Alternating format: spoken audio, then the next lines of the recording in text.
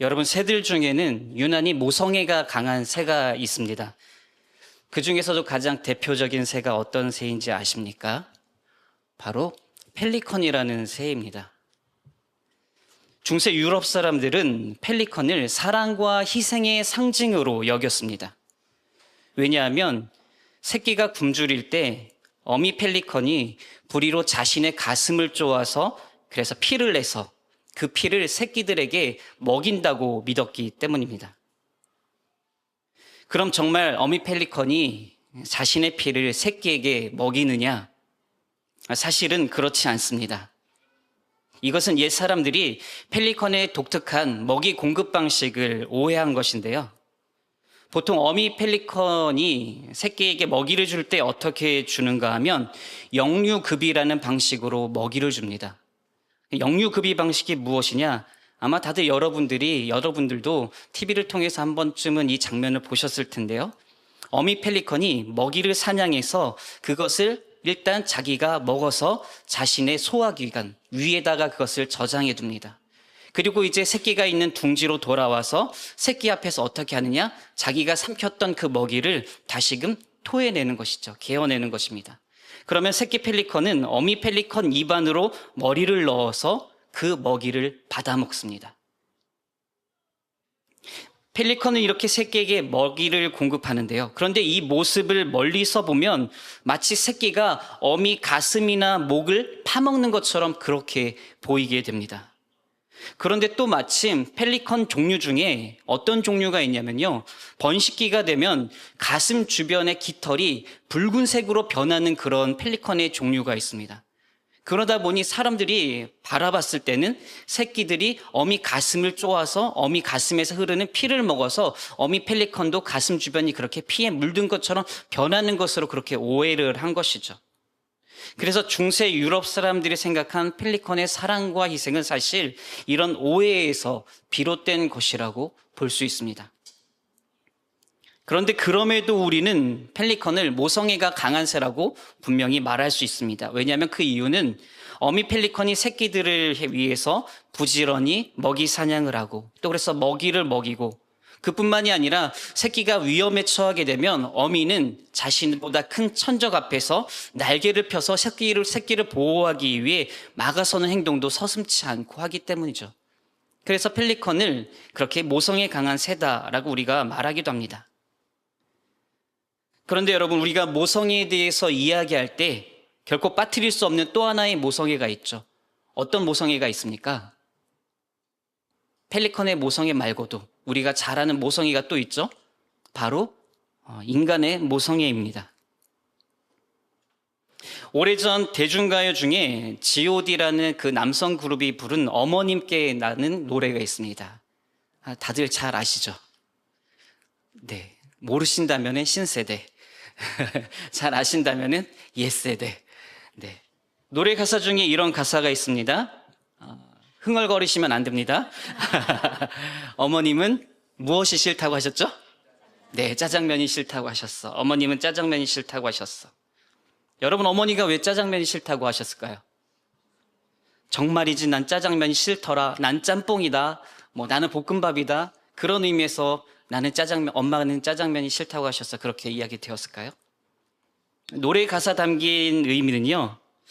어머니가 짜장면을 한 그릇밖에 시킬 수 없는 형편인데 그런데 그 한 그릇의 짜장면을 나눠 먹는 것보다는 그래도 내가 사랑하는 아들이 배부르게 먹는 것이 더 기쁘기 때문에 그래서 마음 편하게 자녀가 짜장면을 먹게 하기 위해서 그래서 어머니는 짜장면이 싫다 그렇게 이야기했다라는 그런 마음이 담긴 그런 가사이죠.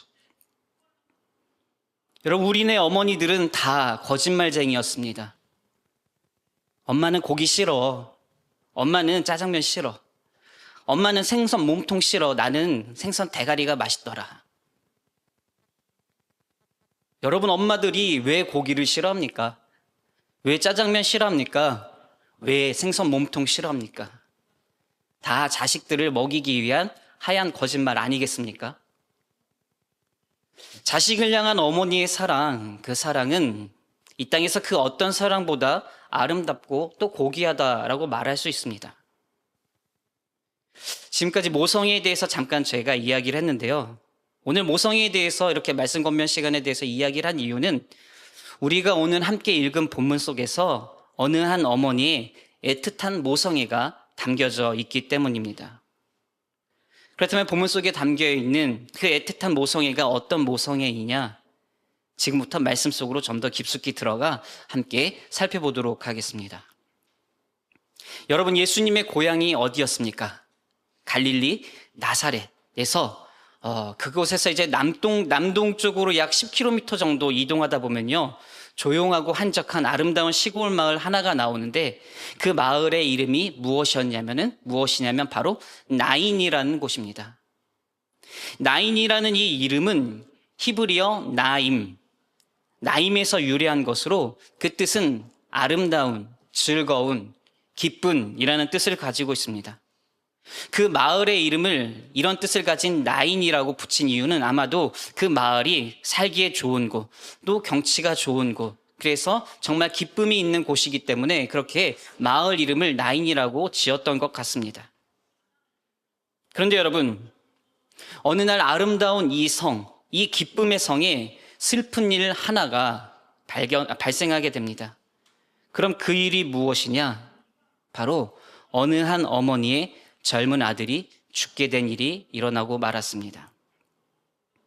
오늘 함께 읽은 본문 11절 말씀을 보면요, 이렇게 기록되어 있습니다. 우리 다시 함께 볼까요? 시작. 그 후에 예수께서 나인이란 성으로 가실새 제자와 많은 무리가 동행하더니. 본문을 보면 그 후에 라는 말로 이렇게 시작하고 있죠. 그렇다면 이 말은 오늘 본문 말씀 바로 앞에 어떤 일이 있었다는 이야기인데, 그럼 오늘 본문 말씀 앞에는 어떤 일이 있었느냐? 바로 예수님께서 어느 한 백부장의 종을 고쳐주신 사건이 오늘 본문 바로 앞쪽에 기록되어 있습니다. 누가복음 7장 1절부터 10절까지를 보면요, 백부장 한 사람이 등장합니다. 이 백부장에게는 사랑하는 종이 있었는데 그 종이 병들어서 죽게 되자 백부장은 치유의 기적을 행하시는 예수님에 대한 소문을 듣고 예수님께 사람을 보내어서 자신의 종을 치유하여 주시기를 간청했습니다. 그런데 이때 백부장이 예수님께 매우 인상적인 믿음의 고백을 했죠. 뭐라고 믿음의 고백을 했느냐? 주여, 수고하시지 마옵소서. 내 집에 들어오심을 나는 감당하지 못하겠나이다. 말씀만 하사 내 하인을 낫게 하소서. 라고 이렇게 한 백부장이 예수님께 이야기하였습니다. 예수님은 백부장의 이 말을 듣고 그의 믿음을 놀랍게 여기며 이렇게 말씀하셨습니다. 내가 이스라엘 사람 중에서 이런 믿음을 본 일이 없다. 그리고 예수님은 백부장의 간청대로 그의 사랑하는 종을 고쳐주셨습니다. 자, 이 일이 바로 오늘 본문 말씀 앞에 기록된 일이었는데요. 그래서 이 일이 마친 직후에 있었던 일을 오늘 본문 속에서 기록하고 있어서 그래서 그 후에 라는 이런 말로 시작하고 있는 것입니다. 그럼 다시 오늘 본문 말씀으로 돌아와서 보면요, 11절 말씀을 다시 보면요, 이렇게 기록되어 있습니다. 그 후에 예수께서 나인이란 성으로 가실새 제자와 많은 무리가 동행하더니. 자, 여러분, 이제부터는 한번 머릿속으로 여러분 당시의 상황을 그려가면서 한번 들어보시기 바랍니다. 방금 전에 이야기한 것처럼 예수님께서 어느 백부장의 종을 고쳐주셨습니다. 그리고 나서 예수님은 이제 그곳 가버나움이라는 곳을 떠나서 나인이라는 곳을 향해서 발걸음을 옮기셨는데, 그런데 이때 예수님의 그 놀라운 기적을 목격한 수많은 사람들이 계속 예수님과 함께하고 싶어서 예수님의 뒤를 따르기 시작했습니다. 예수님이 가자고 하신 것이 아니라 저들이 예수님의 그 놀라운 기적과 이적을 보고 예수님에 대해서 더 궁금하기도 했고, 그리고 또 예수님의 그 놀라움을 더 함께하고 싶어서 자발적으로 예수님의 뒤를 따라서 움직이기 시작했습니다. 그렇다 보니 어떤 현상이 나타나게 되었느냐? 자연스럽게 예수님이 선두가 되어진 하나의 행렬이 만들어지게 된 것입니다. 우르르 몰려갔던 것이 아니라 예수님께서 그곳 가버나움을 떠나서 나인이라는 곳을 향해서 움직이시자 저마다 무리들이 그 예수님의 뒤를 쫓아가기 시작한 것입니다. 따라가기 시작한 것이죠. 그래서 하나의 긴 행렬이 만들어지게 되었는데, 어떻게 보면 예수님께서는 자신을 따르는 그 많은 무리들이 신경 쓰일 법도 하셨을 텐데, 그런데 예수님은 전혀 개의치 않으시고 그곳 가버나움을 떠나서 이제 나인성을 향해, 나인이라는 곳을 향해서 계속해서 움직이셨습니다. 그리고 시간이 이제 흘러서 어느덧 예수님은 나인성 가까이에 이르게 되었고 그 행렬도 모두 나인성 가까이에 도착하게 되었습니다. 그런데 여러분, 예수님이 이끄시는 이 하나의 행렬이 나인성에 이르게 되자 그곳에서 뜻밖의 상황이 펼쳐지게 되는데요. 어떤 상황이 펼쳐지게 되느냐? 예수님 맞은편에서 예수님 쪽으로 걸어오고 있는 또 다른 행렬을 만나게 된 것입니다. 지금 그러니까 나인성이라는 이 성문 앞에서 두 행렬이 서로 마주하게 된 것이에요.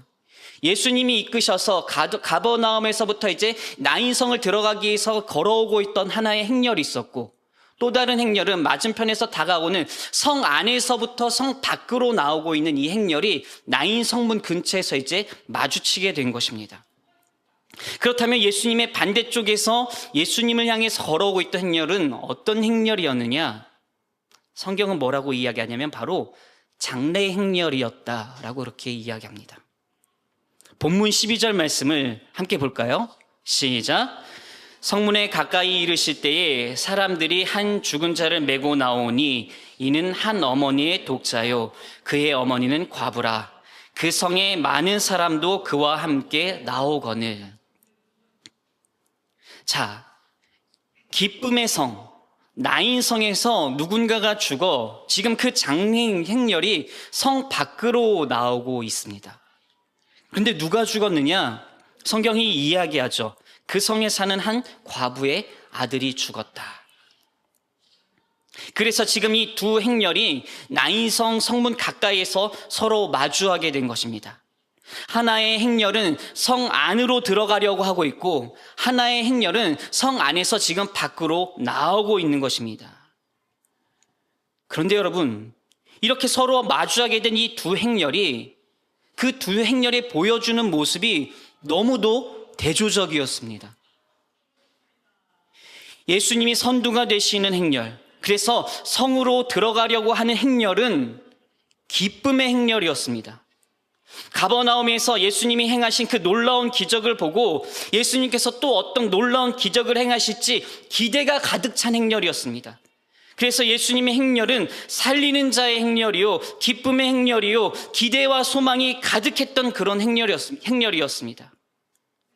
그런데 반대로 성 안에서 밖으로 나오고 있는 행렬은요, 예수님의 그 행렬과는 너무도 반대되었죠. 그 행렬은 기쁨의 행렬이 아니라 슬픔의 행렬이었습니다. 살리는 자의 행렬이 아니라 죽은 자의 행렬이었습니다. 기대와 소망이 가득 찬 행렬이 아니라 무기력과 절망에 빠진 무너진 행렬이었습니다. 바로 이 두 행렬이 지금 나인 성문 앞에서 마주치게 된 것이죠. 자, 이 두 행렬이 마주하게 되자 어떻게 되었을까요? 아마 긴장감까지는 아니더라도 묘한 기류가 그 당시에 흘렀을 것입니다. 예수님을 따라서 기쁘게 신나게 나인성까지 온 사람들은, 그래서 조잘조잘 이야기하면서 여기까지 따라왔던 사람들은 뜻밖의 눈앞에 장례 행렬을 마주보면서 아마 점점 조용해지기 시작했을 것입니다. 말이 없어지기 시작했을 거예요. 그렇게 묘한 기류가 흘렀을 그 당시, 그때 예수님께서 갑자기 어느 한 사람에게 다가가셨습니다. 누구였을까요? 바로 지금 그 상황에서 가장 비통해하고 있는 사람, 가장 슬픔에 빠진 사람, 죽은 자의 어머니 한 과부였습니다. 본문 13절에 이렇게 기록되어 있습니다. 주께서 과부를 보시고 불쌍히 여기사 울지 말라 하시고. 이 말씀을 세번역 성경으로 보면 이렇습니다. 주님께서 그 여자를 보시고 가엾게 여기셔서 말씀하셨다. 울지 말아라. 오늘 우리가 함께 본 그 메시지 성경에서는 이 말씀을 뭐라고 기록하고 있는지 기억하십니까? 예수님께서 가슴이 미어지셔서 그래서 울지 말아라 라고 말씀하신 것으로 기록되어 있죠. 예수님은 슬픔과 비통에 잠긴 과부에게 다가가셔서 그 과부에게 위로의 말을 건네셨습니다. 울지 말아라. 울지 말아라. 여러분, 우리가 삶을 살다가 슬프고 괴로운 일을 마주하게 될 때, 그때 우리에게 정말 위로가 되고 힘이 되는 말이 어떤 말인지 아십니까? 미사여구가 긴 말이 아니라 정말로 진솔한 마음이 담긴 짧은 한마디가 우리에게 진실한 위로가 되는 것이죠. 힘내세요. 기도할게요. 그런데 지금 예수님께서 슬픔에 빠진 과부에게 하늘의 위로가 담긴 진실하고도 진솔한 말로 위로해주고 계신 것입니다. 울지 말아라. 여러분, 당시 아들의 장례를 치르고 있던 과부의 마음이 과연 어땠을까요? 당연히 슬프죠. 자식이 죽었는데 슬퍼하지 않을 부모가 어디 있겠습니까? 그런데 여러분, 지금 이 과부의 슬픔은요, 그냥 단순히 눈물 조금 나는 그런 슬픔이 아니었습니다. 그녀의 슬픔은 그의 인생 중에서 가장 깊은 수렁에 빠진 슬픔이었습니다. 왜냐고요? 살아갈 이유, 삶의 소망을 잃어버린 그런 슬픔이었기 때문입니다. 이 여인은 과부입니다. 이 말이 무슨 의미입니까? 이미 과거에 남편의 장례를 치른 사람이었습니다. 본문에서 예수님이 죽은 자를 향해 청년아라고 그렇게 부르셨는데, 이것을 유추해 보면 당시 여인의 나이가 그리 많지 않았던 것 같습니다. 그렇다면 이것이 또 무엇을 말하느냐? 이 여인은 더 젊었을 때에 사랑하는 남편을 잃었다는 것이죠. 그러니까 더 젊은 나이에 사별의 아픔, 사별의 고통이 이미 그녀의 마음 깊숙한 곳에 새겨졌다는 것입니다. 그렇다면 젊은 나이에 사별의 아픔을 겪은 이 여인이 그 아픔과 고통을 지금까지 어떻게 견뎌내면서 살아왔을까요? 아들밖에 없습니다. 아들 때문에 버틸 수 있었던 것이죠. 어린 아들을 보면서 슬픔을 참고 살아왔던 것입니다. 아들만 바라보면서 지금까지 버티고 또 버티면서 살아왔습니다. 그런데 성경을 보니까요, 또 그 아들에 대해서 설명할 때 뭐라고 기록하고 있느냐? 독자라고 이야기하고 있습니다. 외아들이었어요. 자녀라도 많았으면 그래도 좀 더 나았을 텐데 아들이 하나뿐이었어요. 자녀가 하나밖에 없었습니다. 그 하나뿐인 아들만 바라보면서 남편 잃은 아픔과 슬픔과 고통을 참아내면서 살아왔던 것입니다. 그런데요, 그렇게 자신의 살아갈 소망이요 이유가 되었던 그 아들, 눈에 넣어도 정말 아프지 않을 그 아들이 죽었습니다. 그러니 지금 이 당시 과부의 심정이 어땠겠습니까? 그녀의 슬픔이 어떤 슬픔이었겠습니까? 우리는 감히 말로 표현할 수 없는, 설명할 수 없는 그런 슬픔을 지금 이 본문 속의 과부가 겪고 있었을 것입니다. 그런데 이런 깊은 절망과 슬픔에 잠긴 여인에게 예수님 다가가셨고, 그리고 그 여인에게 예수님의 마음이 담긴 긍휼의 한마디를 하셨죠. 울지 말아라. 그리고 나서 예수님은 그 여인의 죽은 아들의 관으로 향해서 가셨습니다. 그리고 그 죽은 아들의 관 앞에 서셨습니다. 여러분, 예수님께서 과부의 죽은 아들의 관 앞에 섰을 때 또 그 당시 상황이 과연 어땠을까요? 아마 정적이 흘렀을 것입니다. 요즘 드라마로 이렇게 표현을 한다면은 모든 카메라가 예수님 한 분만 바라보면서 예수님의 동선을 따라 이동했을 것입니다. 그리고 배경음악은 아마도 없었을 거예요. 정적이 흐르면서 예수님의 그 걸음걸음을 카메라의 화면이, 그리고 주변 사람들의 시선이 그렇게 따라갔을 것입니다. 그러자 그때 예수님께서 죽은 자의 관에 손을 대시면서 이렇게 말씀하셨습니다. 청년아, 내가 네게 말하노니 일어나라. 순간 사람들은 저마다 자신의 귀를 의심하였을 것입니다. 뭐야, 저 사람이 지금 뭐라고 한 거야? 지금 죽은 사람의 관 앞에서 지금 뭐라고 말하는 거야? 지금 장난하는 거야? 아마 사람들이 수군거리기 시작했을 거예요. 그런데 예수님께서는 분명하게 말씀하셨습니다. 청년아, 내가 너에게 말하노니 일어나거라. 예수님이 죽은 자를 향해서 하늘의 권세로 명령하셨습니다. 청년아, 일어나라. 그러자 여러분 어떻게 되었습니까? 본문 15절 말씀 우리 함께 다시 한번 믿음으로 읽어보도록 하겠습니다. 15절 말씀 함께 보겠습니다. 시작. 죽었던 자가 일어나 앉고 말도 하거늘 예수께서 그를 어머니에게 주시니. 아멘. 여러분 어떻게 되었다고요? 본문에 어떻게 기록되어 있습니까? 죽었던 자가 일어나 앉고 말도 하거늘. 예수님이 청년을 향해서 일어나라 명령하시니 죽었던 자가 일어났습니다. 예수님께서 일어나라 명령하시니 죽었던 자가 자리에 앉았습니다. 예수님께서 죽은 자에게 일어나라 명령하시니 그 죽었던 자가 일어나서 앉아서 말하기 시작했습니다. 예수님이 말씀으로 또 하늘 권세로 과부의 죽은 아들을 어떻게 하셨습니까? 다시 살리셨습니다. 여러분 오늘 본문에 기록된 이 사실을 믿으십니까? 이 사실을 믿으십니까? 말씀으로 죽은 자를 살리신 예수님의 그 권세와 능력을 여러분 믿으십니까? 믿으시기 바랍니다. 예수님께서 그 무엇으로도 설명할 수 없는 하나님의 능력으로 하늘의 권세로 놀라운 기적을 행하여 주셨습니다. 그러자 죽었던 아들이 다시 살아나자 당시 그 자리의 상황과 분위기가 어떻게 또 변했을까요? 가버나움에서부터 예수님을 따라온 무리들은 그 기적을 보고 아마 이렇게 생각했을지도 모릅니다.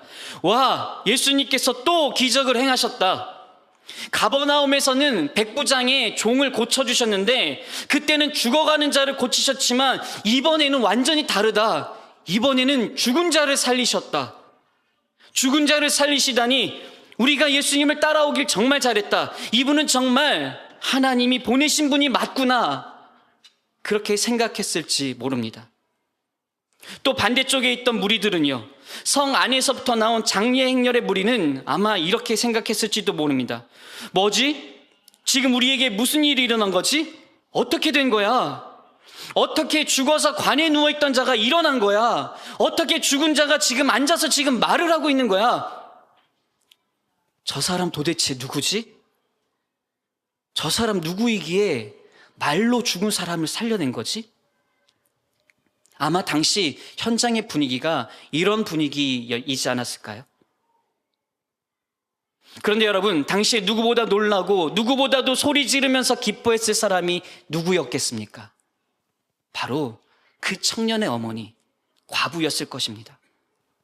아들의 죽음으로 살 소망이 끊어졌었는데 어쩌면요, 이 장례 마치고 나도 아들 따라가야 되겠다 라고 생각했을지도 모르는데, 그런데 그 죽었던 아들이 다시 살아나서 내 눈앞에서 지금 말을 하고 있으니 과부는 그 순간이 아마도 그 영혼이 절망에서 소망으로 옮겨진 기쁨의 순간이었을 것입니다.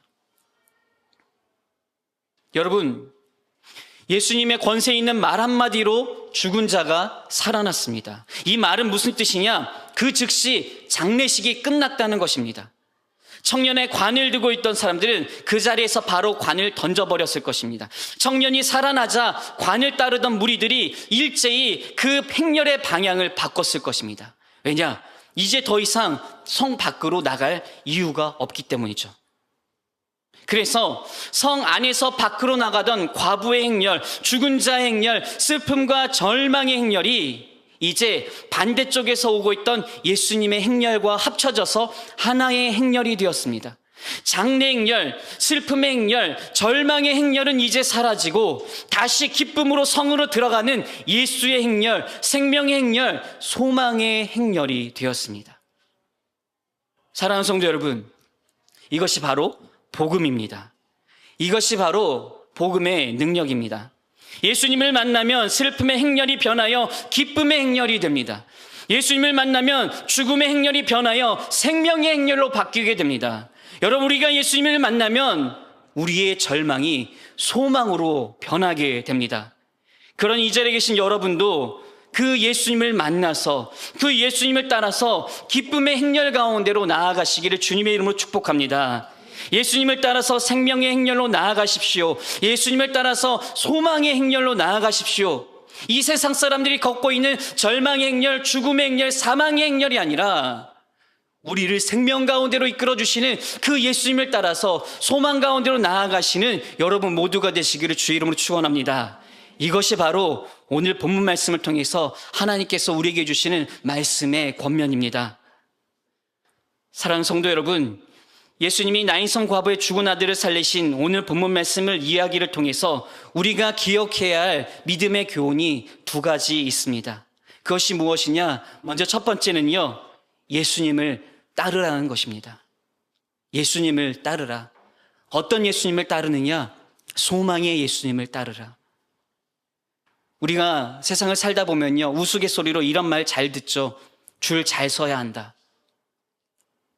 세상에서 살아갈 때 성공하기 위해서 누구 편에 설 것인지, 어떤 라인으로 갈 것인지 눈치껏 잘 살펴야 한다는 그런 말 여러분 한두 번쯤 분명히 들어보셨을 것입니다. 그런데 여러분, 우리도 분명히 줄 잘 서야 합니다. 라인 잘 타야 합니다. 그런데 우리는 어떤 줄을 서야 되느냐, 어떤 라인으로 나아가야 하느냐, 세상 사람들처럼 그렇게 사람을 따르는 그런 줄을 서야 한다는 것이 아닙니다. 우리 인생에는 오늘 본문 말씀처럼 두 개의 행렬이 있습니다. 예수님의 행렬이 있고요, 원수의 행렬이 있습니다. 예수의 행렬은 우리를 하나님의 나라로 인도하는 기쁨의 행렬이요, 생명의 행렬이요, 소망의 행렬입니다. 하지만 원수가 이끄는 행렬은 우리를 사망으로 이끄는 슬픔의 행렬, 죽음의 행렬, 절망의 행렬입니다.